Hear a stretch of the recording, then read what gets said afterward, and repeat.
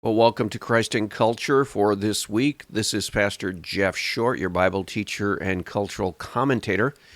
And by looking at news articles and looking at issues in popular culture today, I am attempting to disciple through the analysis of these issues because we all are affected by the things that are happening in our world every day, whether we know it or not.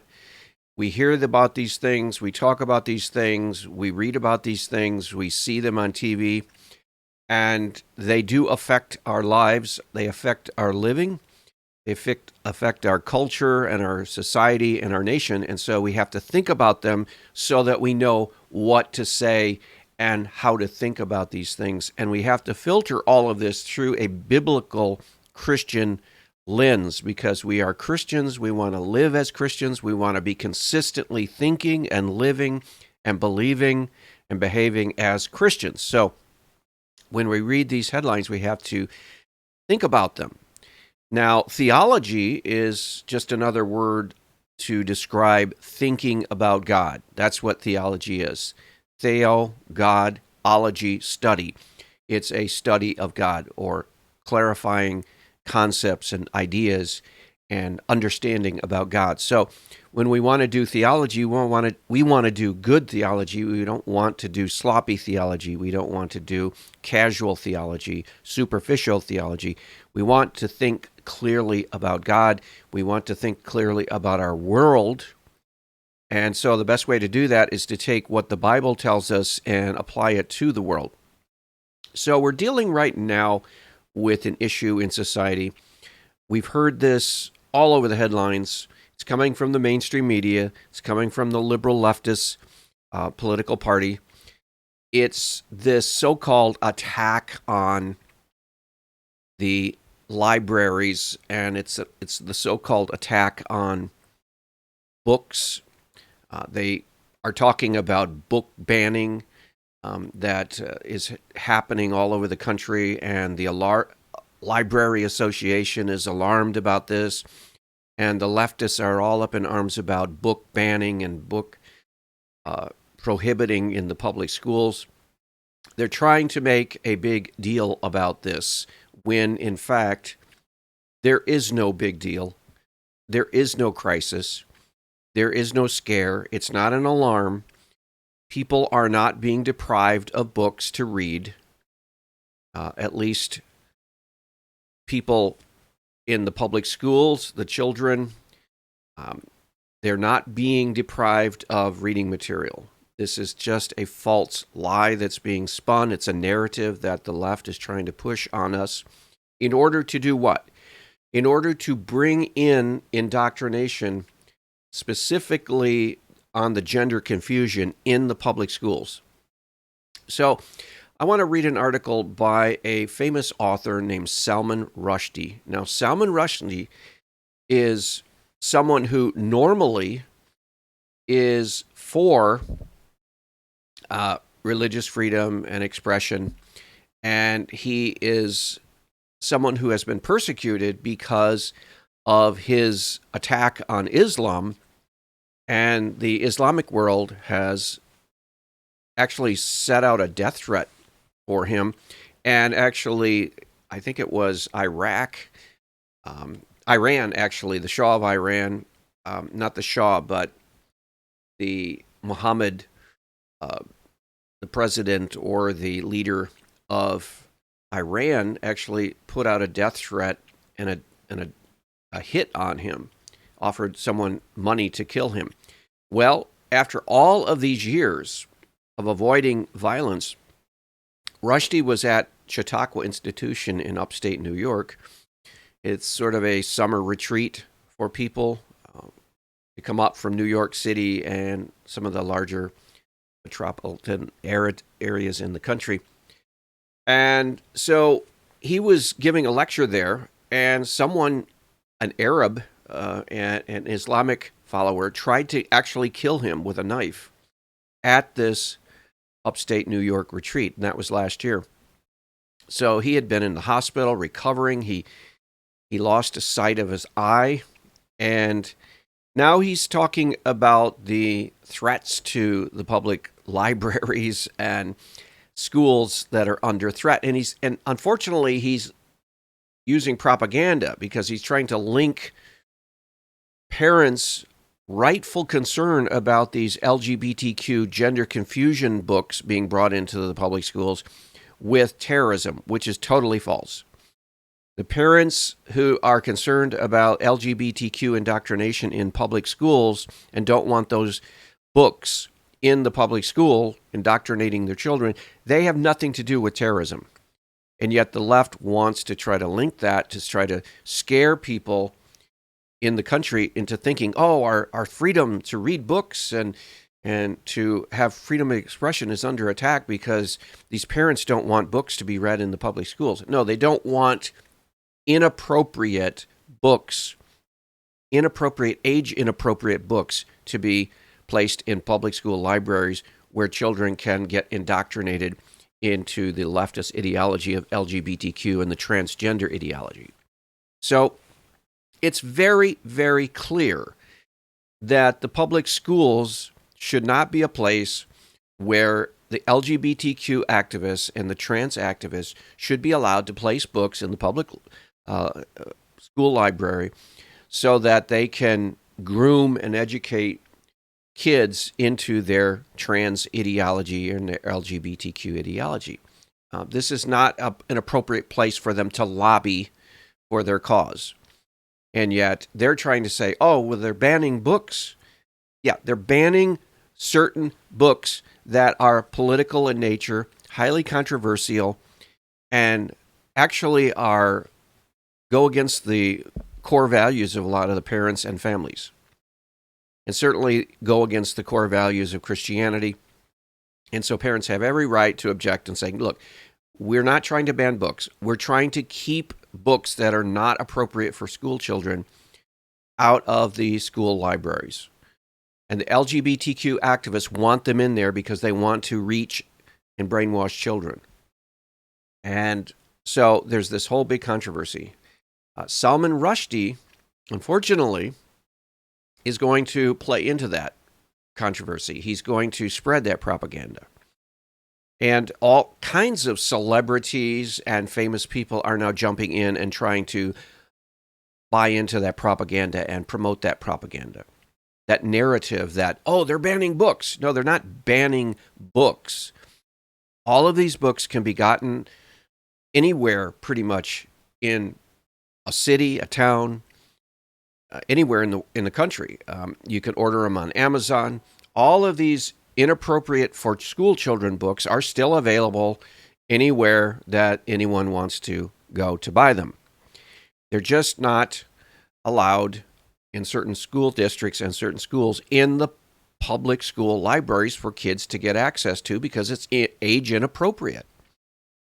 And so you get a lot of commentary. For example, Pete Buttigieg, his so-called husband, which is really sick and twisted. His name is Chasten, and he and Pete Buttigieg claim that they're married. They're not, because marriage is something that God instituted and created in the beginning. And so two guys cannot be married by definition. Two women cannot be married by definition, but they're going along with this sort of delusion, and so they call themselves married. And this Chasten Buttigieg has written a book for children, for school children, talking about how he always knew he was a homosexual and how he was a victim of persecution and how, and it was just totally this propagandistic LGBTQ book. And he wants this put into public schools, libraries, and children to read this. And if you don't let him put his gay promoting book in your school, then he's going to say that you're banning books. You're against free speech. You're trying to shelter children from learning. No, The parents are concerned about LGBTQ propaganda. They don't want this being pushed in the public school, and so they don't feel it's age appropriate for this Buttigieg book to be put in public school libraries and children to read this in the classrooms and so on and so forth. And they have every right to object to an LGBTQ author in their public schools, taxpayer money funding this kind of propaganda. Well, Salman Rushdie, on the other hand, he's been at this for a long time. He is a leftist. He is a secular humanist. I think he was raised in an Islamic country, and yet he is, if I'm not mistaken, an atheist. So he has nothing, no sympathies to Christianity. He cares nothing for the Bible. He cares nothing for the Judeo-Christian heritage. He benefits from the Judeo-Christian heritage as far as his living in the Western world.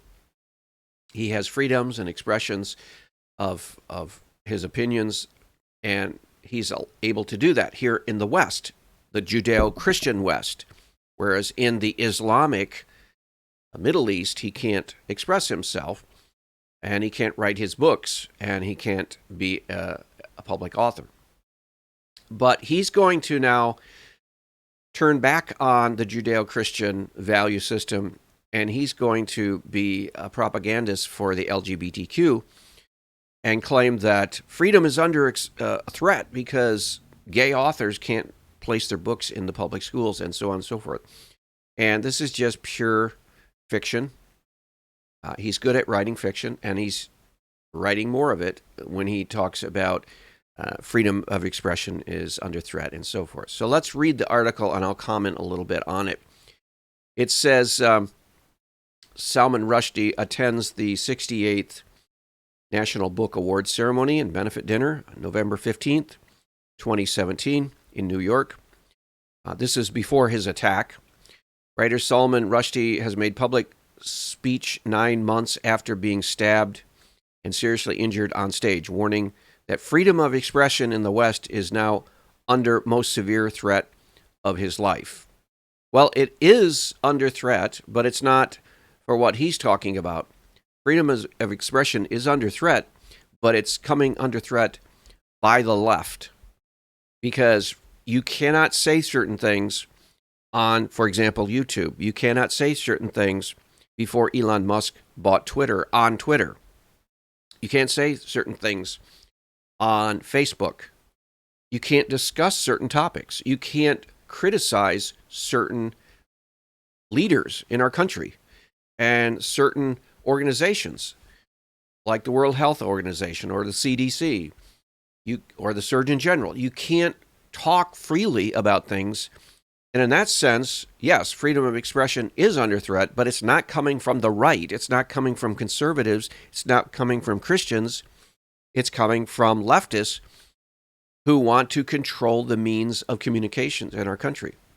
So Rushdie is a leftist, and he probably sees no problem with leftists censoring out conversations on Twitter before Elon Musk, or Facebook currently, or YouTube currently. And I can attest to the fact that YouTube censors out discussions it does not like. It censors out conservatives and Christians from talking about things that are important to them because it goes against the leftist narrative. So he's right on one sense and he's wrong on the other sense. And we'll see further that he's going to come down on the side of the LGBTQ propagandists who want these propaganda books put in public schools and school children exposed to transgender ideology and so forth. Rushdie delivered a video message to the British Book Awards where he was awarded the Freedom to Publish Award on Monday evening. Okay, so he's back talking again and he's out speaking again, which is good. I'm glad that this radical Islamic extremist wasn't able to shut him up because, again, that is a threat to freedom of speech, where if you try to talk about something in public, you are attacked and they try to kill you. That's what they do in the Middle East. But here in the Judeo-Christian West, we want freedom of speech. And so this is why it's so rare to have something like this occur in the West, this attempted assassination. Writer Salman Rushdie has made a public speech 9 months after being stabbed and seriously injured on stage, warning the freedom of expression in the West is under its most severe threat in his lifetime. Is he talking about what I just talked about? Twitter, before Elon Musk, Facebook, Mark Zuckerberg, censoring out conservative Christian viewpoints? Is he talking about YouTube censoring and pulling down videos that contradict the leftist narrative? No, he's not talking about that. He's talking about conservative Christians not wanting their children indoctrinated. So that's too bad that he's not being consistent in his freedom of speech advocacy. Rushdie delivered a video message to the British Book Awards where he was awarded the Freedom to Publish Award on Monday. Organizers said the honor acknowledges the determination of authors, publishers, and booksellers who take a stand against intolerance despite the ongoing threats they face. Okay, so far so good as far as what is being said here. Rushdie, 75, looked thinner than before the attack and wore glasses with one tinted lens. He was blinded in his right eye and suffered nerve damage in his hand when he was attacked at a literary festival at Chautauqua Institution in August. So where I'm at right now in Upper New York, I'm within 20 minutes of that Chautauqua Institution. So this is very close. I've been over to the Chautauqua Institution for many years, over a decade. It's a radical leftist institution. I mean, it's pretty much the only speakers they have and lecturers they have are far radical leftists. So you're not going to get a balanced treatment of any issue over there. They do bring in once in a while some token conservative, but there's not really an honest attempt to evaluate issues in a balanced way. They're so far left over there. So this is really a blow to Chautauqua Institution and its whole vision, because it's supposed to be this sort of utopian village where everyone is a leftist and they get along great. But here, this was shattered by the reality of an attack by an Islamic extremist over there. His alleged assailant, Hadi Matar, has pleaded not guilty to charges of assault and attempted murder. I don't see how that's going to stick, because he clearly is guilty, and they have it all on video, and it's not like this was done in a corner in the dark. It's all out there for to see. He's definitely guilty. There's no question about it.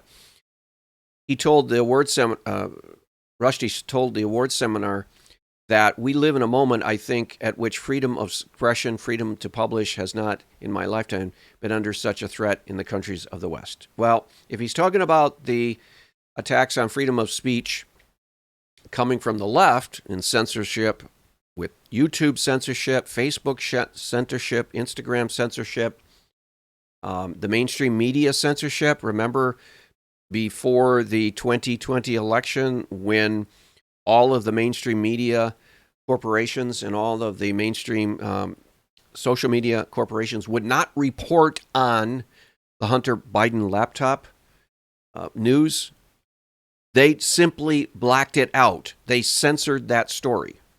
Okay, is he talking about that? Unfortunately, no. When we get down here, we'll find out what he's talking about. Now, I'm sitting here in the U.S., and I have to look at the extraordinary attack on libraries and books for children in schools. The attack on libraries and books for children in school. So he's basically buying into the LGBTQ and trans ideology propaganda that says trans activists must be able to place all of their trans ideology books for children in the public school libraries, or else that's an attack on freedom. No, it's not.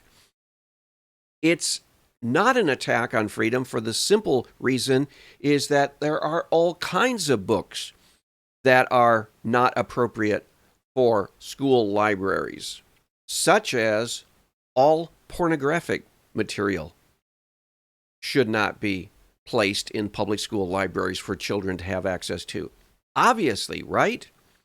So when people like so-called Dr. Jill Biden, the president's wife, she is interviewed, and they say, well, don't you think that there are certain books that should not be allowed or permitted placed in public school libraries? Aren't there certain topics and content that should not be allowed in the public schools because of age appropriateness and content appropriateness? And she said, no, all books should be allowed to go in the public school library. All books? Really? Sadomasochistic books, all kinds of pornography, all kinds of violent hate, profanity books should be allowed for school children in the public schools? Really? Is that what you're saying? No, that's not what she's saying.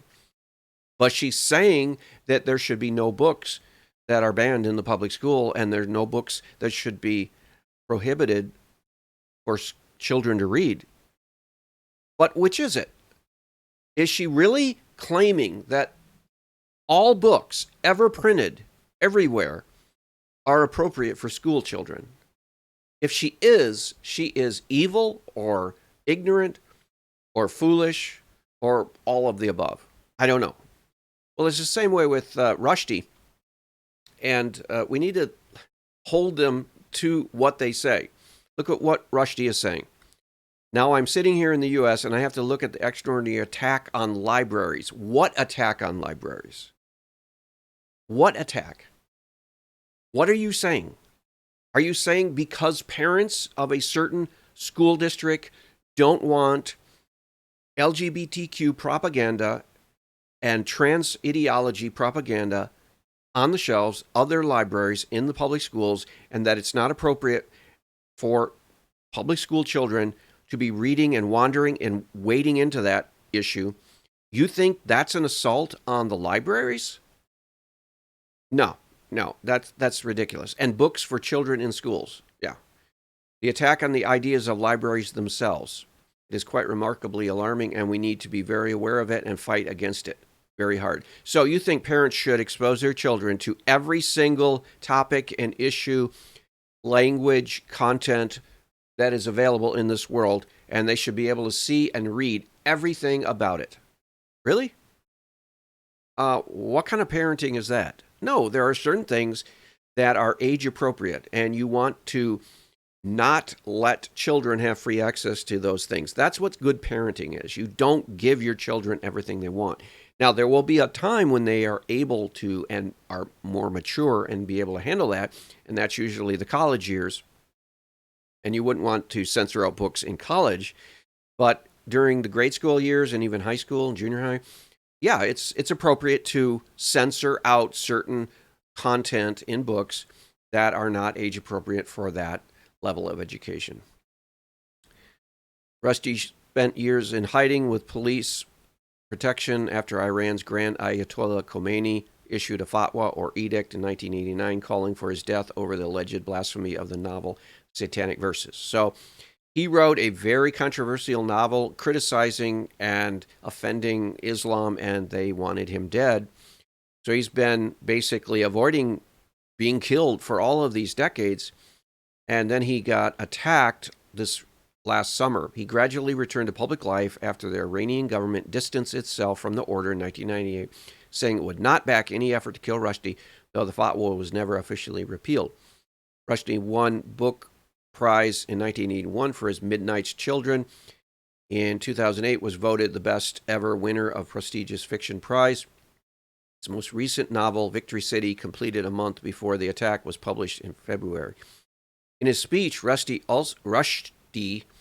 also criticized publishers who changed decades-old books for modern sensibilities. Okay, so on this point, he's correct, such as large-scale cuts and rewrites of works of children's author Roald Dahl,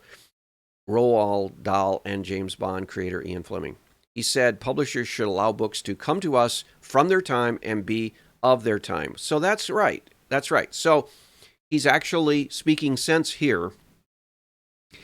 If you have, for example, Tom Sawyer, and he uses phrases in reference to Indians or blacks or other ethnic minorities, just let the book speak and then explain to children, we don't use those derogatory terms for these ethnic groups anymore. It's impolite. And you just educate them and you teach them. You don't censor out the book. And you don't go through all the books, the famous books in literary history, and try to censor them out because they use language you don't like. That's the left. That's the left doing that. So I don't know why Rushdie and some of these other celebrities are criticizing the left on some points, but then they're buying into the left on other points. When he's talking about, for example, I have to look at the extraordinary attack on libraries. There is no extraordinary attack on libraries. If you go to almost any public library, you can find all kinds of books on all kinds of topics.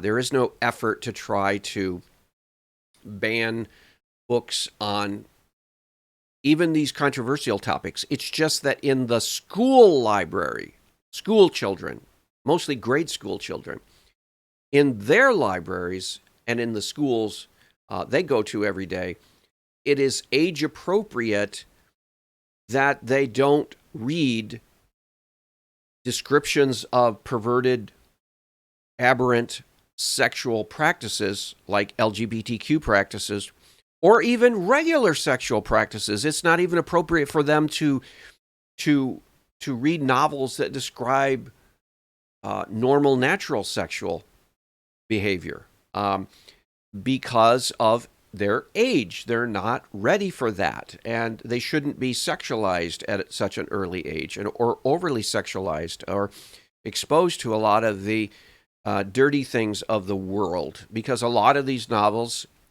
these are not expressions of marital love and marital family relationships. They're usually sinful relationships, extramarital relationships, and premarital sexual relationships. So this is violating the ethical and moral standards of the Judeo-Christian tradition, and it's bad for children to be exposed for this. So that's the only time that I am aware that parents want books to be prohibited. They only want these books to be prohibited because the children are not ready for them at their age.